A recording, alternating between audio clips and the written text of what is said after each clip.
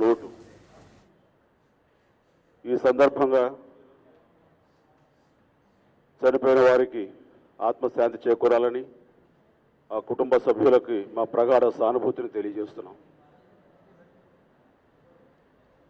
ఇది కేవలం ప్రభుత్వ వైఫల్యం, వారి చేతకానితనం. దాదాపుగా 6 నెలల నుంచి 1600 కోట్ల రూపాయలు వెచ్చిస్తున్నాం అంటూ చెప్పుకుంటూ ప్రతిరోజు ఈ మధ్యకాలంలో దాని మీద సమీక్షలు, చర్చలు, ఎలా జరగాలనే దాని మీద సుదీర్ఘ మంతనాలు ఇవన్నీ చేస్తూ చాలా అత్యద్భుతంగా చేస్తారు. చాలా కేర్ తీసుకుంటున్నారు. మనం అందరం గర్వపడేలాగా ఈ పుష్కరాలు చాలా చక్కగా నిర్వహించబడతాయి. ఒక మహాకుంభమేళా లాగా కాకపోయినా అందులో ఎంతో కొంత చక్కగా నిర్వహిస్తారని చెప్పేసి ఆశాభావంతో ఉన్న మనకి ఈ రోజున ఈ పెను విషాదం ఒక షాక్కి గురయ్యేలాగా, దిగ్భ్రాంతికి గురయ్యేలాగా జరిగింది. చాలా చాలా ఆ విజువల్స్ చూస్తుంటే మీడియాలో గుండె తరుక్కుపోతుంది, కడుపు తరుక్కుపోతుంది. చూస్తుంటే వాళ్ళు ఉక్కిరిబిక్కిరైపోయి అలల్లాడటం చూస్తుంటే కనుక ఈ మాత్రం జనాన్ని చక్కగా ఆర్గనైజ్డ్గా వాళ్ళ స్నానపానాదులు జరిగేలాగా చేసేటటువంటి పరిస్థితి కూడా చేయలేని అసమర్థత ఈ రోజున మనందరం మన ప్రభుత్వం ఇది బాధ్యత వహించాల్సిన పరిస్థితి.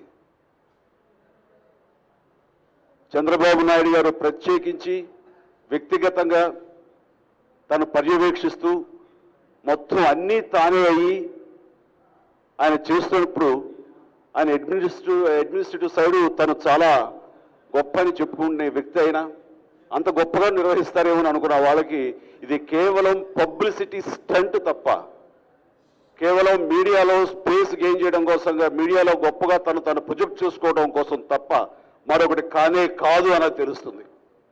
మొదటి గంటలోనే, పుష్కర స్థానం ప్రారంభమైన మొదటి గంటలోనే ఎంతమంది వస్తారు, ఎలా ఎంటర్ అవుతారు, స్నానం అయిన తర్వాత ఎక్కడి నుంచి ఎగ్జిట్ అవుతారు, వాళ్ళు పిండ ప్రధానాలు చేసుకోవడానికి వేరే ఘాట్స్ ఏమున్నాయి, ఎన్ని ఘాట్స్ మనం ఏర్పాటు చేస్తున్నాము, ఆయా ఘాట్స్కు వెళ్ళడానికి ముందు నుంచి కూడాను జనాల్ని, భక్తుల్ని ఎలా పంపించాలనే దాని మీద పక్కా ఒక శాస్త్రీయ పద్ధతిలో ఒక ఎగ్జిక్యూషన్ కానీ ఇవేమీ లేవు.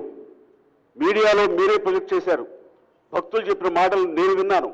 వస్తున్నటువంటి ఎంట్రీ ఎగ్జిట్ ఒకటే ప్లేస్ అయిపోవడంతో అక్కడ తోపులాట జరిగింది, అక్కడ తొక్కిసలాట జరిగింది, ఊపిరి సలపగా చనిపోవడం కాలం అదే అయింది అండి. అంటే ఇన్ని లక్షల మంది వస్తారు, మొదటి ఎంతమంది వస్తారో అంచనా లేకపోవడం అనేది అదొక వైఫల్యం. వచ్చిన వాళ్ళని కన్స్ట్రక్టివ్గా ఎలా పంపించాలి, ఎలాగ వాళ్ళని లోపలికి ఎంటర్ చేయించాలి, ఎలా ఎగ్జిట్ చేయించాలి అనేది ఆ మాత్రం అవగాహన లేకపోవడం అనేది ఇది మీ యొక్క చేతకానితనం కదా. ఈ మధ్యనే ఒక బీజేపీ నాయకుడు అక్కడికి వెళ్ళి ఏర్పాట్లు అవి చూసి చాలా అధ్వానంగా ఉన్నాయి, ఆ ప్రభుత్వంలో ఉన్నటువంటి దేవాదాయ శాఖ మంత్రిని కూడా ఇన్వాల్వ్ చేయకుండా ఎవరెవరు ఏం చేస్తారో తెలియని పరిస్థితి అని చెప్తే దానికి కౌంటర్గా తెలుగుదేశం పార్టీ సంబంధించినటువంటి మరొక ఎమ్మెల్యే ఆయన ఇచ్చిన స్టేట్మెంట్ ఏంటంటే, కంప్లీట్గా చంద్రబాబు నాయుడు గారు ఒక్కరే భుజస్కంధాల మీద చేస్తున్నారు, మా ఇన్వాల్వ్మెంట్ కానీ మా యొక్క ప్రమేయం కానీ ఏమీ లేదు అని సుస్పష్టంగా చెప్పాడు ఆయన. అంటే అన్నీ తానే చూసుకున్న చంద్రబాబు నాయుడు గారు ఈనాడు దీనికి పూర్తి బాధ్యత వహిస్తారా లేదా, లేదంటే ఆఫీసర్ల మీద తోసేయటం లేదా మిగతా వాళ్ళ మీద తోసేయటం అనేది ఆయనకి అలవాటు, అలాగే చేస్తారా, అలాగే చేసి తప్పించుకుంటారా? కొన్ని సంవత్సరాల క్రితం కృష్ణా పుష్కరాలకి వైఎస్ఆర్ రాజశేఖర రెడ్డి అప్పట్లో ఆయన ముఖ్యమంత్రిగా ఉన్నప్పుడు కృష్ణా పుష్కరాలు ఇలాంటి విషాదం చోటు చేసుకుని ఒకరు ఇద్దరు ప్రాణాలు పోగొట్టిన సమయంలో ఇదే చంద్రబాబు నాయుడు గారు ప్రతిపక్షంలో ఉండి నానా యాగి చేశారు. దీనికి పూర్తి బాధ్యత రాజశేఖర రెడ్డి వహించాలి, ఆయన రాజీనామా చేస్తారా చేయడా చేసి పట్టుబెట్టి కూర్చున్నారు. ఈ రోజున మేము అడుగుతున్నాము, దాదాపు 27 మంది 30 మంది దురదృష్టం జరగకూడదు, కానీ ఇంకెంతమంది ఇలాంటి పరిస్థితి వస్తుందో, ఏ ఫిగర్స్ వినాల్సి వస్తుందో, అలాంటి చావులకు కారణమైనటువంటి చంద్రబాబు నాయుడు గారు ఆయన అంతరాత్మను ప్రశ్నించుకోమనండి. ఇప్పుడు దానికి సమాధానం ఏం చెప్పుకుంటారు? ఆయన రాజీనామా చేస్తారా? రాజీనామా చేయాలని మేము అందరం కూర్చొని డిమాండ్ చేసినా ఆయన చేస్తే చేయడం, ఆ విషయం మాకు తెలుసు. ఇదంతా వృధా ప్రయాస, వృధా స్టేట్మెంట్లు మేము అడగటం. కానీ ఆయన అంతరాత్మకు మాత్రం ఆయన తెలుసుకోవాలి. ఒకప్పుడు నేనే కదా ఇలా డిమాండ్ చేశాను, ఇప్పుడు ఈ పరిస్థితి ఏంటి అని. కుంభమేళాన్ని మించి, ఆ మహాకుంభమేళా మించి అద్భుతంగా చేస్తున్నాము, చేయబోతున్న అరేంజ్మెంట్స్ అంటూ ఆయన తన భుజం ఆయన తట్టుకోవడం, ఆయన పొగుడుకోవడమే కాకుండా అందరినీ పొగుడుతూ చాలా ఆఫీసులు అందరినీ ఆయన పొగిడి చాలా ఇదిగా అభినందించారని తెలిసింది. నిన్న మనం పేపర్లు చూసాం. మనం మహాకుంభమేళాలో ఇంతకంటే ఎన్నో రెట్లు ఎక్కువ మంది భక్తులు అక్కడి నుంచి వచ్చారు. వాళ్ళందరూ ఎక్కడ ఎలాంటి అపశృతి జరగలేదు కుంభమేళాలో. అలాంటిది దాంతో పోలిక ఈ రోజు చూస్తుంటే కనుక సిగ్గుపడాలి నిజంగానే. ఇది చేతకాని తనమే, ఇది వాళ్ళ అసమర్థతే. ఇది ఆఫీసర్స్ అన్నారు గంటలు మమ్మల్ని సమీక్షలు అని చెప్పేసి మమ్మల్ని ఆయనతో పాటు కట్టిపడేసుకుంటున్నాడు, మా పనులు మమ్మల్ని చేసుకొని ఇవ్వట్లేదు.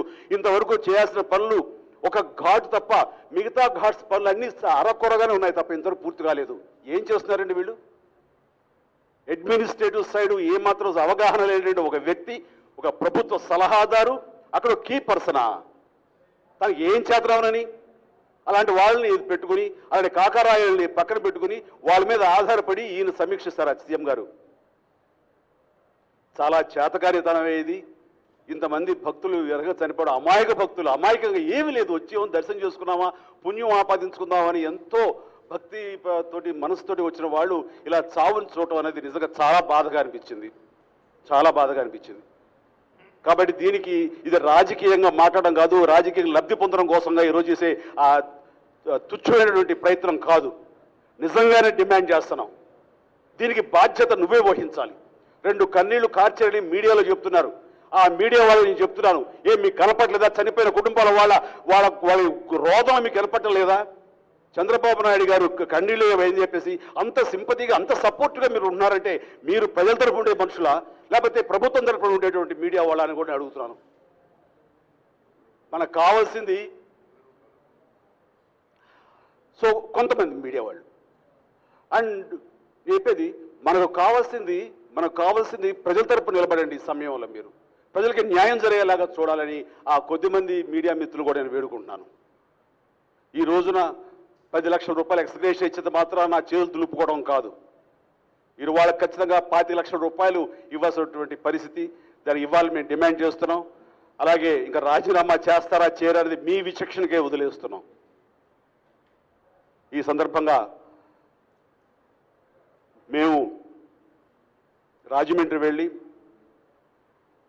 ఇక 3 o'clock ఫ్లైట్కి వెళ్ళి అక్కడ వాళ్ళందరికీ క్షతగాత్రులని పరామర్శించి, చనిపోయిన వారి కుటుంబాలను కూడా పరామర్శించి, అక్కడ ఇంకా ఎలాంటి లోటుపాట్లు ఉన్నాయి, ఎలాంటి లోపాలు ఉన్నాయో అనేది కూలంకషంగా తెలుసుకుని దాని తరపున మిగతా రోజుల్లో ఇలాంటి అవాంతరాలు జరగకుండా ఎలా తీసుకోవాలి, ఎలా చేయాలనేది మా వంతు ప్రయత్నాలు, మా వంతు సలహా సంప్రదింపులు కూడా ఉండేలాగా మేము వెళుతున్నాం.